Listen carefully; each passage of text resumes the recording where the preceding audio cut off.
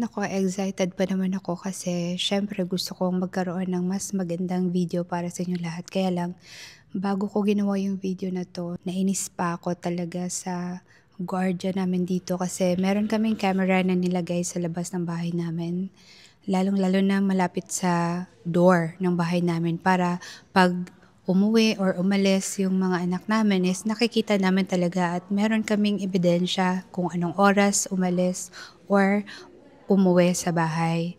Pero alam mo, siguro meron talaga mga tao 'no, napapansin, tulad ng mga pulitiko sa atin na sobrang papansin tapos nagreklamo sila sa, dito sa community namin at sabi bakit meron kaming camera. Kaya alam niyo, talagang hindi mo puwedeng i-please ang lahat ng tao. Kasi nga, bawat tao may sariling opinyon, bawat tao feeling nila sila yung bida, bawat tao feeling nila sila yung dapat masusunod. Gaya na lang ng presidente natin na tinanggal na lang sa National Security Council yung vice president natin na parang siya talaga ang batas sa Pilipinas.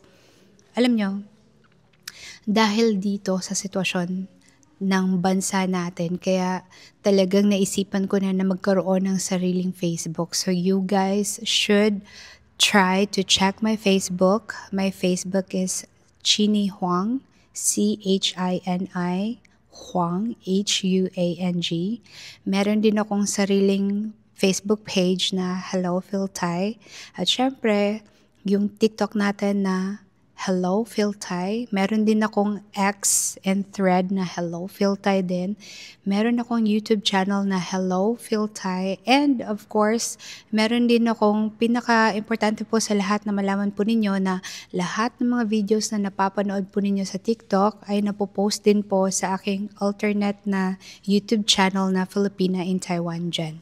So, alam niyo po talagang nakakalungkot naman talaga yung nangyayari ngayon sa Pilipinas. Kaya soon marami tayong videos na i-upload na pwedeng makatulong sa bawat isa sa atin.